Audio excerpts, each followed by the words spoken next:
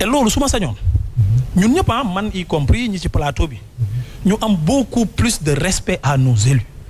te loolu il faut que ñu jàngal ko réew mi. man Xalaat TV ak premier ministre bi ko moom ci dëkk ci benn réew. ñoom laa yemale ay fenkat lañ. mais su fekkee nit bu waxee lu dul dëgg ñu ne ko da ngay fen loolooy saaga non dinaa leen saaga ba baa nguur gi di jeex man laa wax man damaa tey. nii la ngeen formé ñii ñu ci ëpp ñëpp sorewuñu ak xaj sorewuñu ak mala. ku ko mënti doya dal c'est-à-dire ñun ñoo doya di parce que ñun waa Sénégal ñoo ko def suñu président pendant 12 ans suñ ko doya dalee ñun ñoo matul le président Bassirou Diomaye Diakhar Faye que tey ak suba bu fi jógee man Ameth Ndoye su ma ko wegul man maa matadi ndax man maa nangu jël ko matul teg ko sama présidence et loolu bëgg naa ñu bàyyi ci xel parce que yow li ma lay rus bi nga commencé rek damaa tikki bi nga ne ngóor soosu dama ne non ça c'est pas Samba Dang c'est-à-dire notre ancien président de la République la naan ngóor soosu di adressé wu à lui et loolu su ma sañoon ñun ñëpp man y compris ñi ci plateau bi ñu am beaucoup plus de respect à nos élus te loolu il faut que ñu jàngal ko réew mi et man dama ci am yaakaar ci yéen parce que dafa am benn discours boo xam ne le parti Pastef daf ñu ko jaay daf ñu gëmloo ne lépp lu fi jaar avant ñoom ci doxalin ci wàllum politique lu bon la woon te loolu moo tardé Sénégal et man dama jàpp ne manque respect ci suñu autorités yi bokk na ci lu tardé Sénégal parce que le Sénégalais bu demee ba tey ji un débat primaire ñuy wax ci condition de voyage yi ñuy teg le président de la République mos débattre nañ ko fii ci benn ndumbelaan jàpp ne loolu maanaam privilège boobu noonu c'est-à-dire dafa ëpp quoi dafa ëpp c'est parce que xamul ne kii dem noonu moom moo ko yónni te da koo war a teg ci condition optimale yi pour mu dem doxal ko soxlaam et yooyu la ñu jàpp di soofal di banaliser jàpp na le président Macky Sall lañ koy def wala ñi bokkoon APR wala ñi bokkoon Benno lañ ko def ba moo ñu nar a jural loo xam ne ëllëg defar réew mi daf ñuy të apprenons et apprenez à nos enfants ñu respecter nos élus que ça soit élu local que ça soit honorable député que ça soit un président ou un ancien président te loolu dafa am solo ci réew parce que discipline ak nangu kilifteef moo mën a yóbbu doomu aadama fépp fu mu mënti dem religieusement et culturellement et étatiquement et loolu nag dañ koo commencé di soofantal di doyadal loolu laa amoon ci lu may wax que ça soit nag mu ñëw mu ñàkk a ñëw man chaque fois li may wax c'est-à-dire tëj Macky Sall 100 ans man bu amul njeexital ci diwlin beeg courant bi c'est-à-dire man amaluma benn njariñ bàyyi ko mu libre aussi te fekk ne suñ ko bàyyee mu libre bu subaa loolu mën naa encourager Bassirou Diomaye Faye mu def lu ko neex loolu it man ànduma ci mais nag chasse aux sorcières mën nañ koo éviter tamit ci réew mi. tàppetuñ leen saaga ma leeralaat leen ko man ragaluma saaga Ousmane Sonko mais je suis plus responsable que les Pastefiens moo tax du ma saaga loolu kese la mais su fekkee nit bu waxee lu dul dëgg ñu ne ko da ngay fen loolooy saaga non dinaa leen saaga ba baa nguur gi di jeex man laa wax. nañu pare pour jàppaat ñu parce que ku fi wax lu dul dëgg ñu wax la ko nañu wax seen i nit ñuy wax dëgg ñu ak ñoom problème boobu la ñu am ñu fen ñu ne leen da ngeen di fen loolu lañ tuddee saaga ñoom alors que ñoom ñoo doon saaga waate kenn saagaagu leen fi en tout cas xamaguma benn nit buy toog ci plateau di nekk activiste ou chroniqueur bu saaga waa Pastef musul am musuma ko dégg man mais wax leen ne waxoo leen dëgg bu fekkee loolu lañ jàppee ne dañ leen di saaga ñu man damaa tey. nii la ñu mel nag ñoom nii la ñu formé. ñii ñu ci ëpp ñëpp sorewuñu ak xaj sorewuñu ak mala. Je donne un exemple rek. Aujourd'hui le débat sur l'agriculture sur l'élevage doo dégg mukk ñu wax ko donc à ce moment-là mooy da ngeen di bàyyi débat bi à gauche ñu dem à droite léegi nag su boobaa aussi nous sommes obligés de vous répondre par rapport à ça parce que dañ di sëlëm Sénégalais balaa maa nangu man Mouhamed di sëlëm Sénégalais damay taxaw ne ko non Sénégalais yeewu nañ parce que ñoom ñu ngi wut garab gu ñu la fajee yow muy benn donc beneen bi mooy le 15 octobre 1987 15 octobre 1987 parce que mooy da nga xam ne ñoo war a weg ñi nga xam ne ñoom ñoo ñu jiite woon un grand homme a été assassiné c'est qui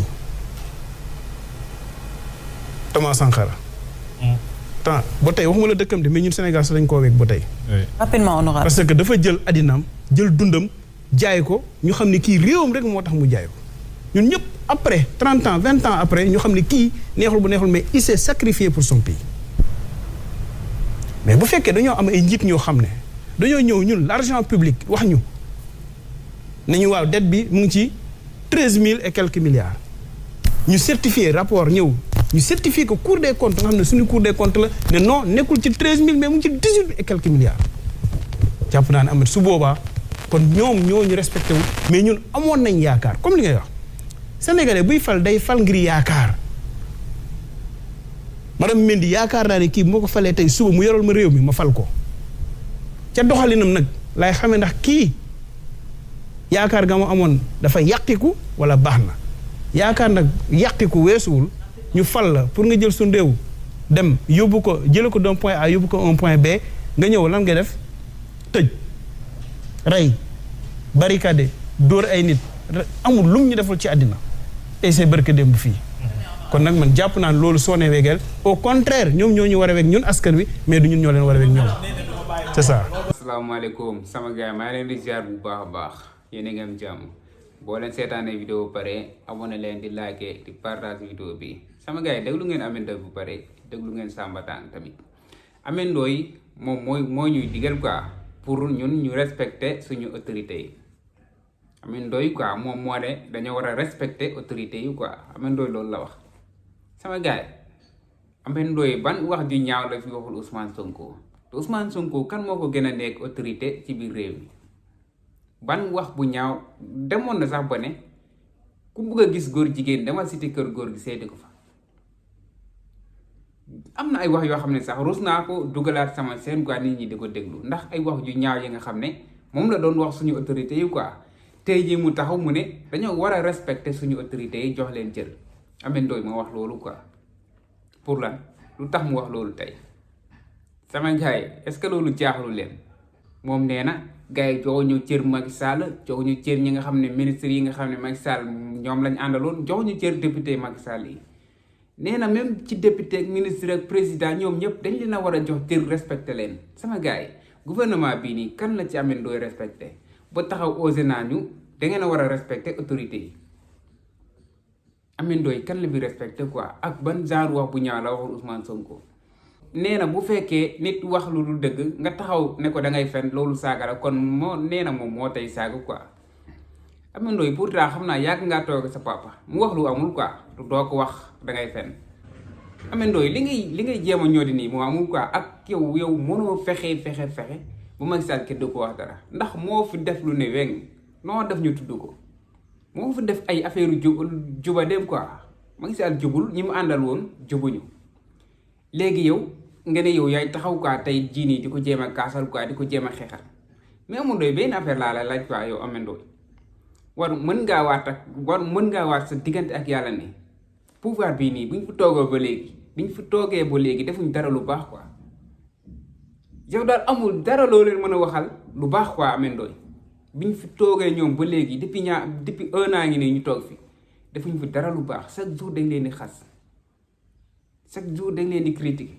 xanaa sax au moins am nañ benn affaire boo xam ne def nañ ko lu baax léegi nga seedal leen lu baax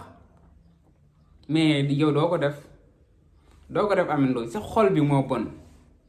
yow li gars yi naan xam nga yàgg naa dégg gars yi naan da nga am ak Ousmane Sonko problème mu personnel nga am ak Ousmane Sonko mais pas ñeneen ñu quoi yow Ousmane Sonko mooy sa combat Diomaye du sa combat keneen ak keneen du sa combat bi Pastef sax du sa combat yow Sonko mooy sa combat yow moo tax ngay xataraaw di rey sa bopp mais Ameth Ndoye da ngay def ndànk rek Ameth Ndoye ji ko Karim Gueye boobu noonu nga war a bàyyi quoi bu neexee nga xeex bu mettee nga xeex léegi kañ ngay bàyyi xeex Ameth Ndoye imagineel rek bu ñëpp defoon ni yow ci dëkk bi instant bi ni kon dëkk bi nu muy demee réew dafa laaj dal loolu muy doxal réew quoi dafa laaj dal loolu ci bëgg sa réew la bokk mais chaque jour yaa ngi jéem a yee fitna comme ni ko Kader waxee woon démb rek Kader nee na moom dem na sax booy voisin ñi nga xam ne ñoom la dëkkal amatul ak jaam ak ñoom quoi amatul jaam ak ñooñu noonu dem na bu arrêté taxi bi xool ko muy Kader mu ne ko du ma la yóbbu Kader na ko yóbbu ma rek ba mu fayee ko 10 000 sama ma fay la mu ne ko yóbbuwuma la Kader ñëw ci plateau yi di metti lu loolu noonu loolu noonu lan moo ko waral di jéem a yee fitna chaque jour ci plateau yi di fen di sosal nit ki chaque jour nga ne ci deru nit ki di wax loolu kese la ñun kooku lañ bëgg bàyyi leen ko ñun boo leen ko mënul bàyyi ñun bàyyi leen di ko waxal lu ñaaw bàyyi leen di ko saaga ko am na fi ay nit de waaw kon Ameth Ndoye nekkal nit nee nga ñu respecté suñu autorité yi loolu nga wax sa waa ji Abdou Nguer chaque jour nga dégg mu wax Sonko lu ñaaw instant bi sax yaakaar naa nekkatoo leen ay waay dangeen a duuloo xaw ma nu mu demee noonu mais nee ko na respecté autorité yi yow miy wax noonu balaa ngay digle sangu na fekk nga set respecté suñu autorité yi noonu la fa demee Samba Dang nag wax na lu am solo waaw foofu laa bëgg a tëjee quoi sama gars yi bëggee naa leen bu baax a baax abonné leen di like di partage vidéo bi jaajëf sama gars yi ba ci beneen vidéo jaajëf